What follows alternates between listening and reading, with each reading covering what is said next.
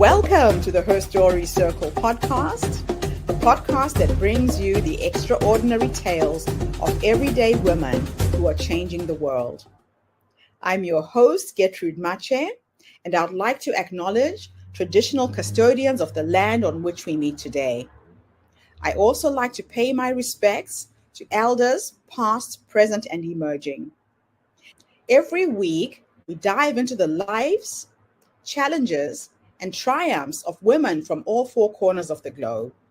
We're here to inspire, enlighten, and connect, sharing stories that uplift and empower. So grab a cup of coffee, settle in, and join us as we explore the incredible journeys of women shaping our future. This is Her Story, where every woman's voice matters. Hello, everybody, and welcome back to the Her Story Circle. This is Gertrude Mache here in beautiful Melbourne, Australia. And today I am graced with the presence of yet another fascinating young woman. Welcome, welcome, welcome to our tribe. Please tell everybody your full name, where you're based, and share your story with us today.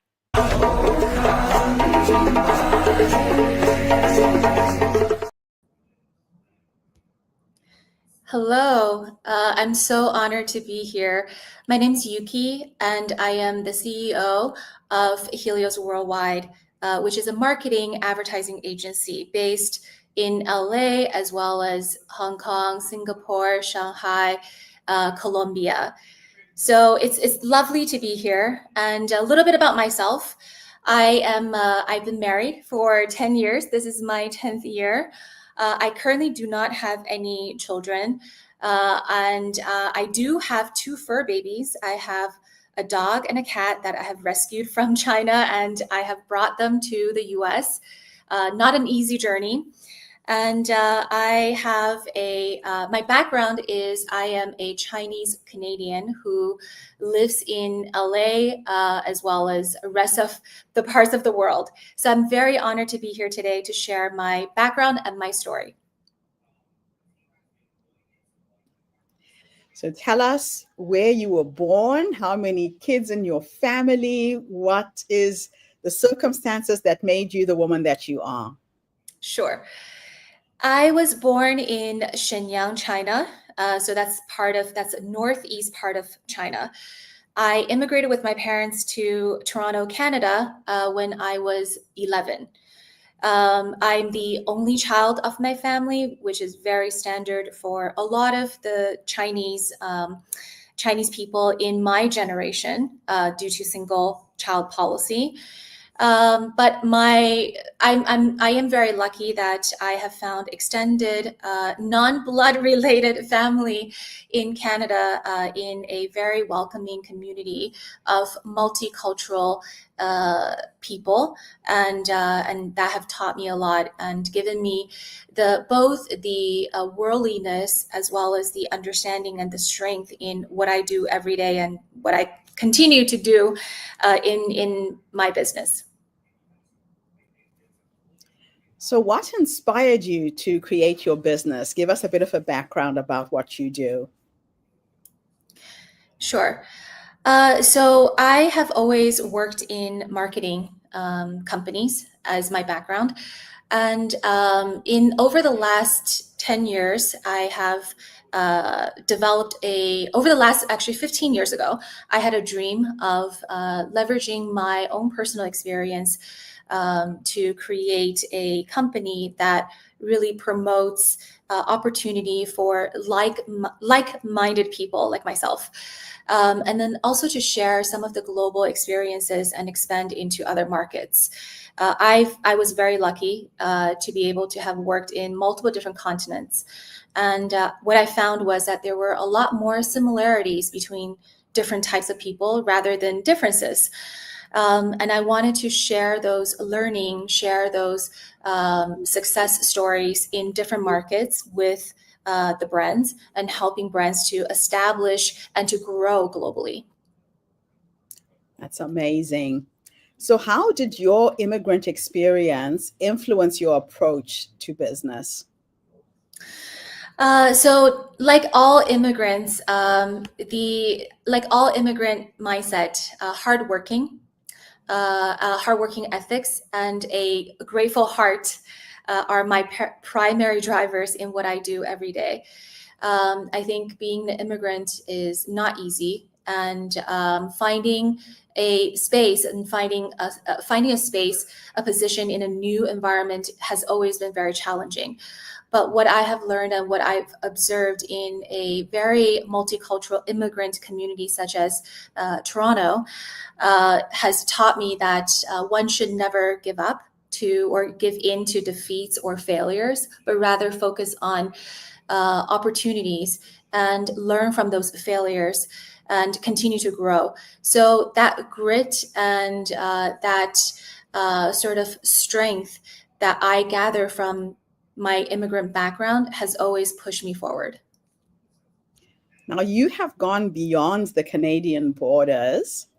What are some of the unique challenges that women led brands face when scaling globally? I think women-led companies in general. I think women are naturally more modest, and this is what I've observed in the business environment. This is more evident in the business environment than anything else. Women are very modest. Where you see men are very bold and they tend to take on more risks. Women are modest in the sense that we don't overpromise. And we are very conservative when it comes to scaling business. So it's good for slow, steady growth, but when it comes to scaling globally, where it naturally requires someone to have to be less tender-hearted and to take on more risks, I think that's where the challenge comes in. Having good partners that really balance out those sort of self-doubts and having more confidence and finding the right mentors in the field that you're in, and being able to observe and live in the market that you are intending to grow in or scale in, I think is very important and critical. So, how do you blend cultural nuance with business strategy? This is where being the immigrant has also helped me in my career. I've always been kind of an outsider, and observing those locals in their own natural habitat in their community and in their country, and trying to relate to them. Has helped me to develop the ability to identify differences and translating them into relatable experiences for myself, and then later on in my career for other people, including brands, including companies. And this is very helpful in bridging the gaps between different ethnicities, whether they're in the same country or they're in different countries, helping communities to come together. And it's the same thing for localizing any business strategy, whether for my own firm or for a brand. So ultimately, I apply my own personal experience and the skill set that I have developed growing up in my everyday business, and I hope to bring those experiences to the brands. And so far, they have been quite successful. That's fantastic. Now, can you describe a moment when your cross border expertise made a key difference for a client? Yeah. So I think with thanks to digital and social media, I know there are a lot of negatives about digital and social media, but I think there are more positives, positive changes that digital and social media has brought to our lives, and it has really narrowed the gaps between people in different countries. What I found was very surprising after living in three different continents and working in three different continents is that we have a lot more in common than we thought. And this is, for instance, the popularity of K-pop and K-drama have been made popular or have been made possible by social media. And what we've observed is the same that goes for marketing tactics, because ultimately all of the strategies are based on human insights. And as long as we look at all of the different people in and in identifying human truth, human insights, I think it's very easy to find the commonalities between different groups of people. And I'll give a tangible example. So social commerce, for example, has been all the crave in Asia over the past 5 or 6 years. And this includes social selling, live streaming, or shoppable content.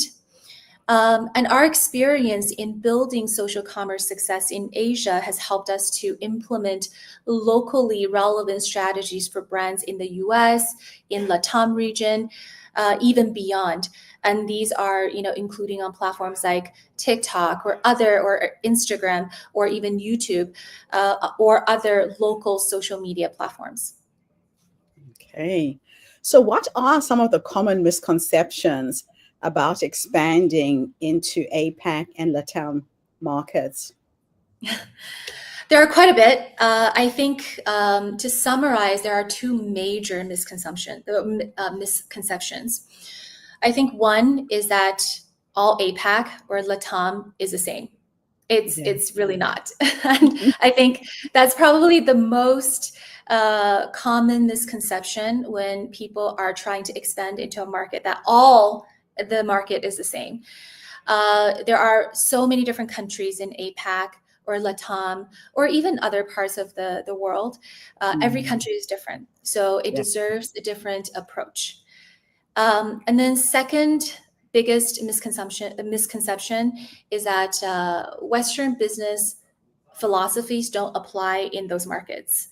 I see this a lot, and especially my consulting work that I do for companies, where they have been told by local partners or local vendors that the country is just simply very different. The way that they do business is very different.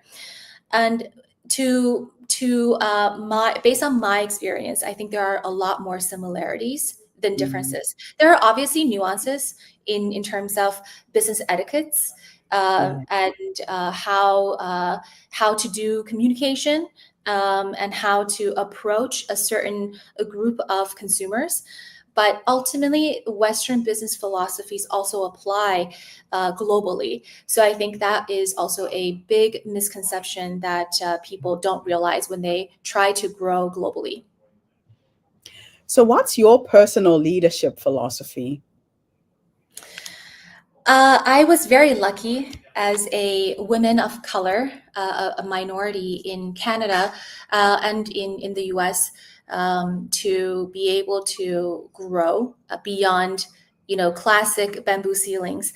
So in my personal, as a leader now, as a leader in my own business, I have always had the principle of creating merit-driven, fair opportunities for anyone. And we don't see color, we don't see ethnicity, we don't see gender, and everything is based on merit. If someone has the ambition, we love to capture our staff's ambition. I love to lead by example, and I love to be a good mentor. While developing my own career, I was lucky enough to have very strong women leaders in my past experience where I have learned from.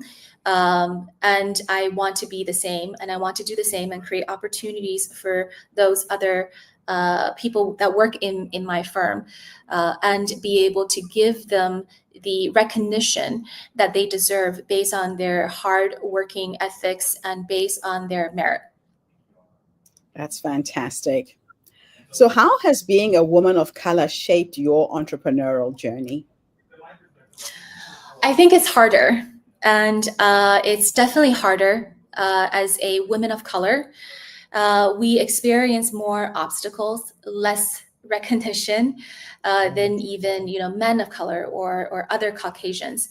I think especially in very traditional markets like Canada, like US, it's definitely given me more patience. It's made me more patient, and it has taught me to really focus on my own grit and focus on my building my own strength in overcoming those challenges. So Yeah. it's definitely been more challenging. So, what advice would you give to women who are afraid to scale internationally? I think overcoming yourself, overcoming your own fears. A lot of the fears is internal, and I have fears every day. And I think part of it is surrounding yourself with very positive people that will help you to overcome those fears is very Yes, important. And don't be afraid of the risks. Do your own research. Definitely do a lot of research. Leap with good partners. So don't go into a country or go into a market blindly. My biggest advice is go live there and okay. experience the country, experience Yeah. the local community, see it with your own eyes, identify those commonalities, and then go into the market with calculated risks that you are able to take on. And then last but not least is stay focused. That's interesting because really, when you are doing things from afar and you haven't experienced the culture of the place you want to sell or expand to, it's very difficult to understand some of the nuances. That's really good advice. And stay So, focused. say that again. And stay focused. I And think stay many focused. businesses, yes, and many businesses tends to get distracted once they go into a international market. I think Yeah. staying true and staying focused at what you do best is definitely the most critical component of achieving success in a foreign market. Now, what trends are you seeing in the luxury and wellness brand space right now? I think So I think we are moving into an era of lowering the consumption, the consumption, the quantity of consumption. So we're going back to focusing on quality over quantity. Yeah. The pandemic era has been very interesting, and it's definitely changed the way that the way that we consume goods. And what we've observed is rapid growth of luxury brands and personal health brands during the pandemic era, with even influencer-led brands and other startups. The market is extremely oversaturated, Yeah. and consumers are very overwhelmed. So we're entering an era where consumption will be curbed and reshaped, and consumers will continue to splurge on high quality luxury goods, those iconic Mhm. pieces from brands that they trust. So brand with with good brand eminence is very important. Yeah. At the same time, I think that we will observe, and we have already started observing, consumers lowering their trial spend on items that is less known, and going back to the icons that they trust. So, what has been the most rewarding part of running a woman led global agency? I think it was definitely not by intention. Where our company is a women led global agency, I think we have 90% women in our staff. Oh, And I think over 95% in our leadership team that are women. So it wasn't by design, it just happened naturally. But wow. I think it's paving the roads and creating opportunities for other women like ourselves is very rewarding for us. I think we have seen a lot of women that come out of their shells and really discover their strength while working here at Helios, and being able to challenge themselves. We've seen mothers, we've seen young grads that have really created and found the way of their career while Yeah, working at Helios. I think that's been the most rewarding, personally as well as a company for all of us. that's fantastic. Now, how do you nurture authenticity while scaling a brand? That's a very tough question. I think Authenticity is very hard to nurture as a company.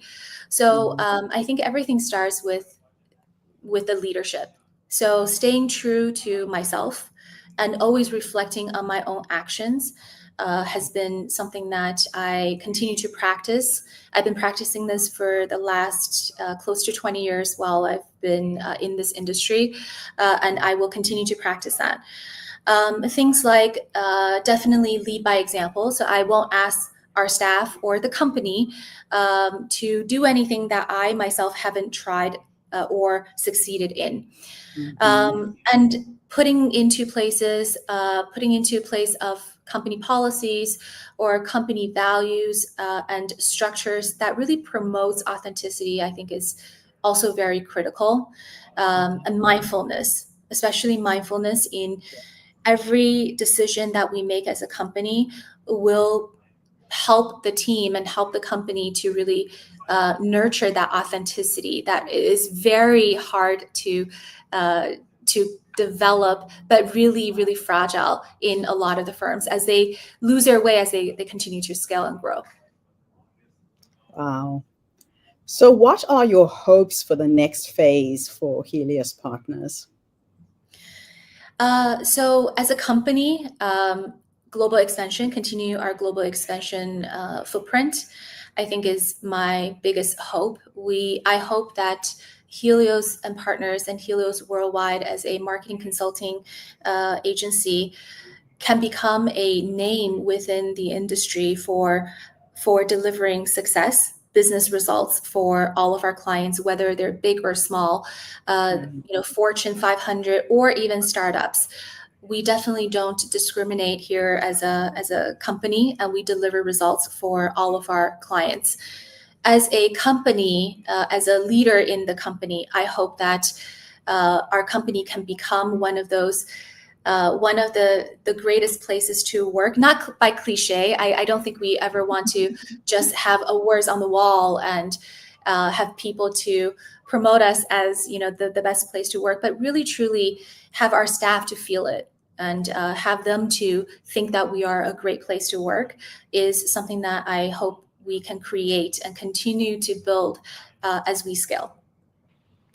So, what message do you want women who are listening to us right now, listening to your story, to walk away with? I think a couple of things. Always believe in yourself and be brave and break out of your shell and believe in nothing is impossible. I really like the Adidas mantra, which is nothing is impossible and impossible is nothing.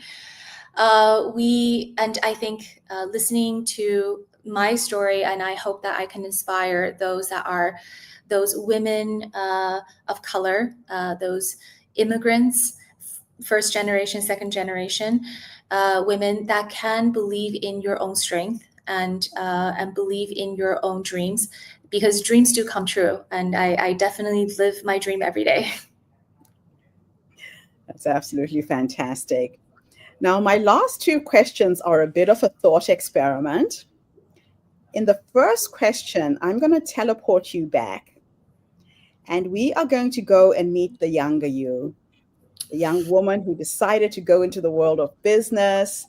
Just in case there is a young entrepreneur who's listening to us right now, if you could go back and give yourself 3 nuggets of wisdom based on what life has taught you in life and in business, what 3 nuggets of wisdom could you share? I think the first one is have no regrets. And that's something that I have learned in most recent couple of years. Having no regrets for me means acting upon my thoughts immediately. I have had tendencies of having grand dreams, even as a young woman, first entering this industry, but putting them off. And I think if I could teletransport myself back a few years ago, I would tell myself, don't sit on it, act on your own dreams immediately, and have no regrets. So that's the first thing. And second, I definitely think is being brave. I have, as most women entrepreneurs are, a lot of self-doubt, and self-doubt is healthy to a certain extent when you are trying to analyze risks. But having too much of self-doubt makes it very difficult for one to grow. And I think the last but not least part is finding the right partners. And it took me many years to find the right partners.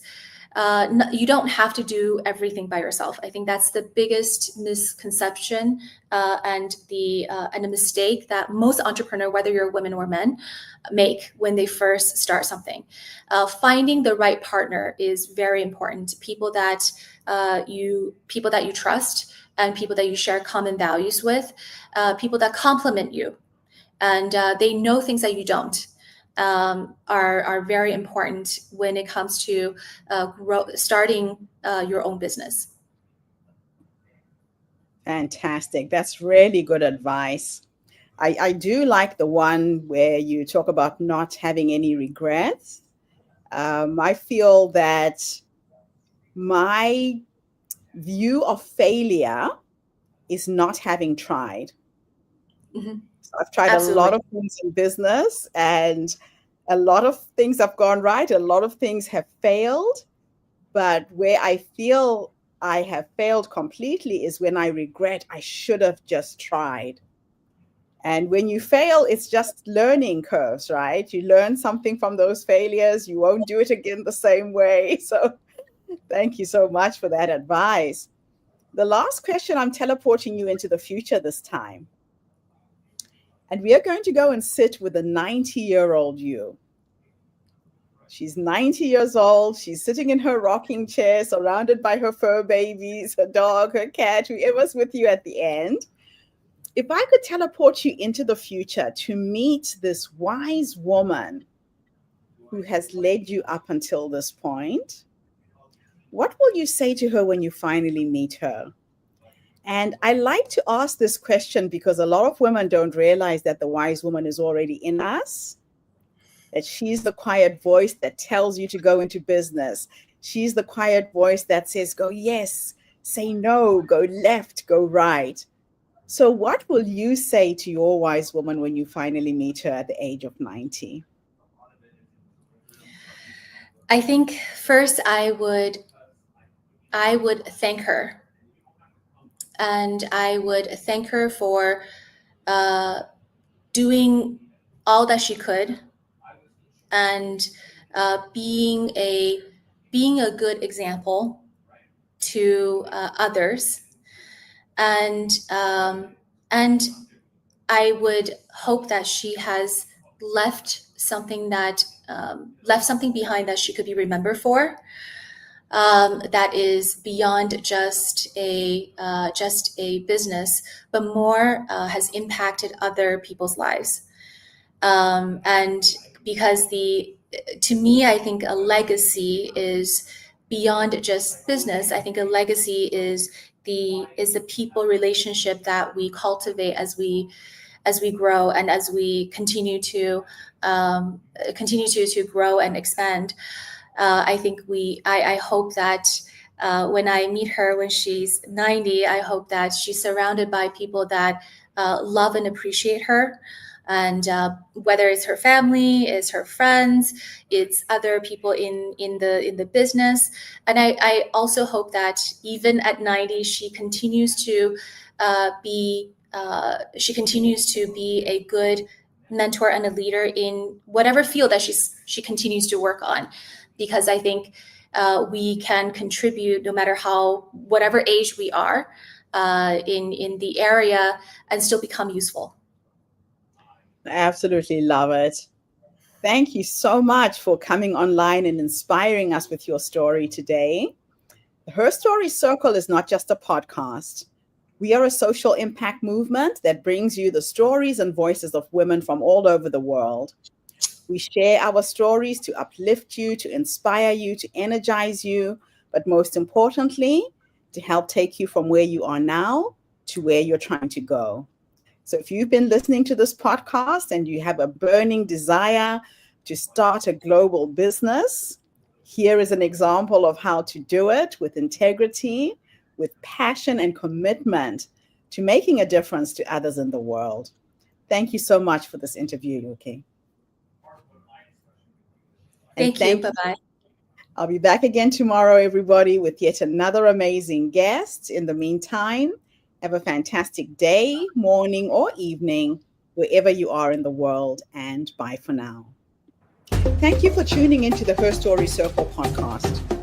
I hope today's story has inspired you to believe in the power of our stories and the difference you can make in the world when you use your voice. I'm Gertrude Mache, and it's been an honor to share this space with you, where voices from all walks of life come together to weave a rich tapestry of diverse perspectives. Don't forget to subscribe, rate, and review our podcast to help us share these stories with more listeners. Follow us on social media by looking for the Her Story Circle podcast for more updates.